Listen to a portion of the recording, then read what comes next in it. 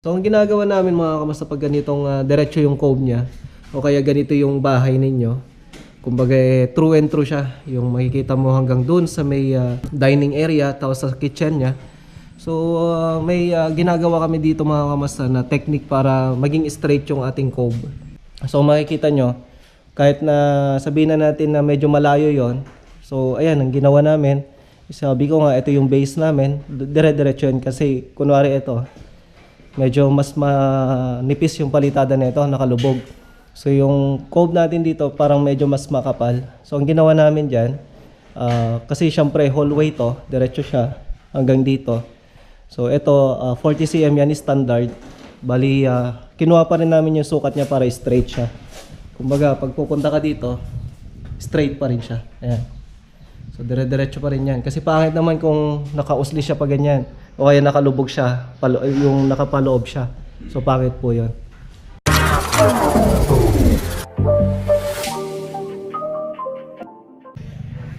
Hey, what's up mga kamusta? Magandang umaga sa inyong lahat. So welcome back sa ating panibagong vlog. Narito nga tayo sa project natin dito sa Curifang 2 mga kamusta, no? So papakita na natin yung naging design ng ating kisame dito kasi natapos na yung installation ng kisame natin. And then yung trabaho natin ngayon ay sa painting works na mga kamusta, no? So tingnan natin kung ano yung mga nailagay natin na design. Simple lang to, pero tingnan natin kung ano na natapos. Yan, so let's go. So ayan ang mga kamusta, no? Ayan. Dito tayo sa bahay nga ni Sir Sherwin Paladin. So ayun, may inayos kaming nilagyan ng flexiban sa taas kasi syempre kung makikita nyo to, slab to mga kamusta, no? So may pinaka-terrace nya. So ayan, nilalagyan namin ng flexiban.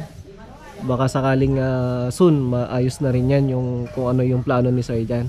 Pero ngayon ayan, papakita natin yung naging simpleng design natin dito. So ang ginawa namin dito mga kamusta, tambol lang siya. So hindi na namin nilagyan ng cove yan. Bali tambol lang talaga siya mga kamusta, no? So hindi na natin pinalaki yung drop niya dito sa gilid para hindi ganong liliit tong area. So ang ginawa lang namin dyan 20 cm lang. So 20 cm lang na yung box na yan. Then syempre pinalabas natin yung pagkabiga niya. So ngayon pasok na tayo dito sa loob. Ayan.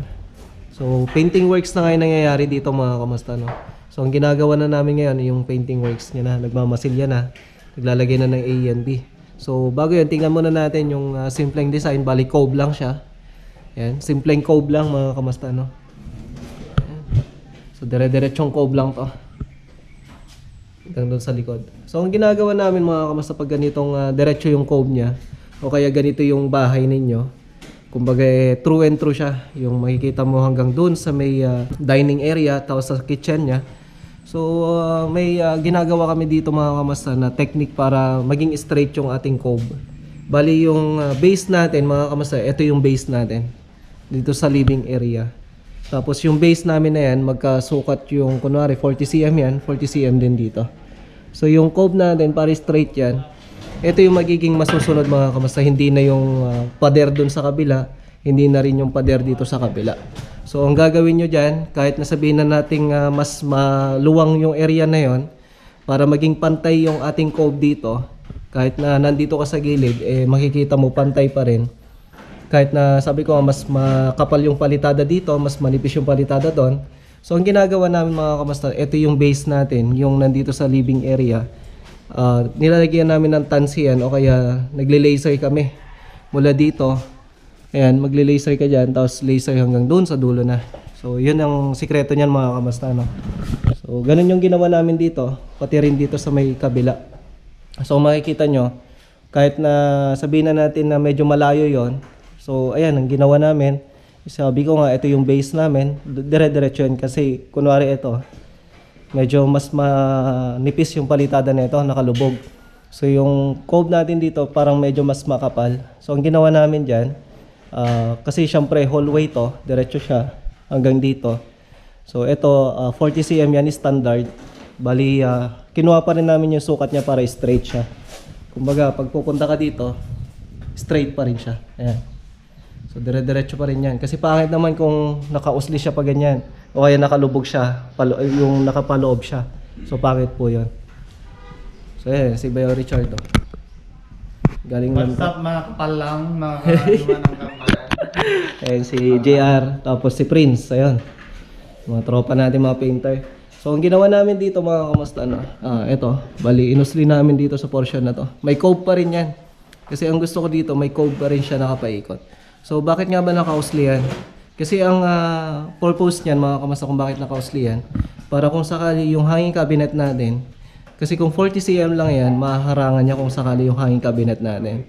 So, ang ginawa ko, nilagyan na natin yan ng 60 cm. Yan, 60 cm din dito. Yung lapad niya. Para yung hanging cabinet natin, sakto-sakto po yan mga kamusta. No? Hindi siya yung, kumbaga, may hanging cabinet dyan, nakalubog na yung cove natin sa taas. So, pangit tingnan yun.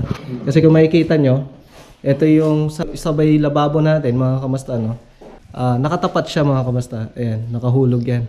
Tapos doon, sa portion na yan. So, yun yung purpose niyan kung bakit ganyan mga kamusta. No? Ayos na. Then tingnan din natin dito sa loob. Ito okay na to. Tambol lang din to mga kamusta, no? So, tingnan natin yung kulay niya. Gray lang yung ginawa namin sa taas, yung pinaka middle point niya. Then off-white dito sa gilid niya. Ayos na. Then dito naman plain lang to, pero di ko alam kung nakabukas, naka-lock. So plain lang to mga kamusta, no? Then dito yung CR niya, syempre yung washroom niya, plain lang din yan. Then dito sa may pinaka master's bedroom, ayan si Ralph. So pinaka master's bedroom niya, cove lang din to mga kamusta, no? So may kulay tayo dito na gagawin nanto, titimplahin nanto natin. Ganon din sa ibang portion. Ayan. Cove lang din to. Then dito, nag-plain na kami dito. Ganon din dito sa washroom niya. Ayan. So diretso pintura na to mga kamusta, no? So, yung nagtatanong pala nung ating ginawang tungtungan mga kamusta, no? Ayan, no? Gagawa tayo ng panibagong vlog na ito kasi yung ginawa kong video na ito mga kamusta ay nabura. So, hindi ko in-expect na mabubura yon. Ngayon, hindi ko na ma-retrieve yon para sana ma-i-upload ko kasi marami nagtatanong kung paano ko nga ba ito ginawa at kung paano siya inassemble mga kamusta, yung ibig sabihin kung ano yung mga gamit niya. So, ito lang naman yung mga gamit niya, tubular lang. Mga ritaso lang to na tubular mga kamusta, kagaya na ito. Hindi siya pare-parehas na 1x1. Tapos ito 1x3, tapos 1x2. So, parang pinaghalo-halo ko lang siya. Tapos ito, may tubo lang siya na 1/2. Tapos ito, bakal lang siya. Pero ang gagawin to natin, tubo na siya mga kamusta, no? Hindi na siya bakal. Kagaya nun, yung may ginawa tayo dito na tubo, ito. Ito. So, tubo siya. Tapos yung mga braces niya bakal, pero ang gagawin nanto natin puro tubo nanto lahat. Wala nang bakal. Para yung braces niya mas matibay pa. Bali tatlo na to mga kamusta, no. Ito yung isa, nandun yung isa, pangalawa to, tapos yung pangatlo ayun yung gamit ni Prince. So yung mga H-frame namin, di na namin gano'n nagagamit kasi yun yung mga kalimitan na usually na ginagamit na namin. Kasi napakagaan. Tsaka kahit na masisikip na area, pwede mo siyang gamitin. Ayan, kagaya niya, bubuhat ni Prince. Magaan lang. Oh. Kayang-kaya mga kamusta, no? So, yun yung advantage ng mga ganyang tungtungan. At the same time, pagka maglalagay ka na ng... isasakay mo sa sasakyan, hindi siya yung bulky. Hindi siya yung matakaw sa area. Kumbaga, hindi siya matakaw sa lugar. So, saktong-sakto lang to. So, yun lang mga kamusta, na. Yan lang yung update natin dito at yung natapos na natin na kisame mga kamusta, no. Bali, abangan natin yung kung ano yung magiging kulay na ito, kung ano yung kalalabasan ng kulay natin dito sa kisame niya. So, abangan natin yan mga kamusta, no. Kasi doon sa kabila naman sa Curifang 1 natin, nag-start na rin tayo magkulay doon. So, panibagong vlog natin yon, papakita natin. At pag-start na rin natin ng tiles by tomorrow, so doon na tayo mag-vlog mga kamusta, kung ipapakita na rin natin yung kulay na napilingan ni Sir. At kung ano yung natimpla natin na kulay na maaaring combination ng gusto nilang base color natin. So ayan mga kamusta, no.